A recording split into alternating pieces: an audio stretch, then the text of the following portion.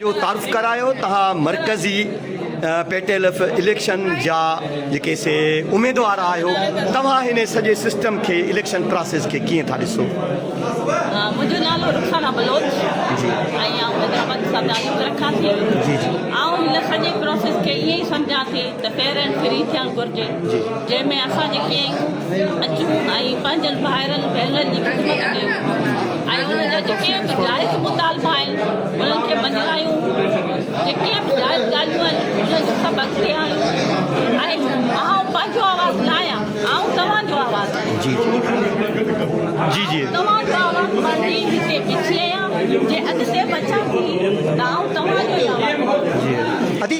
ख़ासि करे मर्दनि जा त ठहियो पर फीमेल जा खोड़ सारा इशूज़ आहिनि जेके मोकलुनि जे हवाले सां आहिनि या जेके ॾोराहनि इलाइक़नि में हीउ जेको कारोबार हिननि कयो आहे STR पॉलिसी जे हवाले सां, इहो त कारोबार था चऊं सम्झूं त पोइ उन्हनि फीमेल टीचरनि खे जेको शहरनि मां या उहो पंहिंजे ॻोठ जे वेझे खां खणी उन्हनि कारोबार जे हवाले सां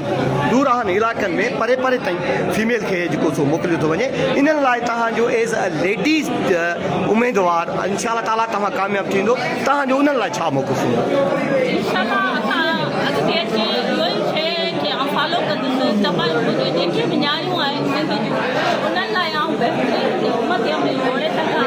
ऐं उनखे अॻिते आणे सघां ऐं पंहिंजो आवाज़ु न उन्हनि जो आवाज़ु उन्हनि जा ई मसइला महिरबानी अदी तव्हांजी।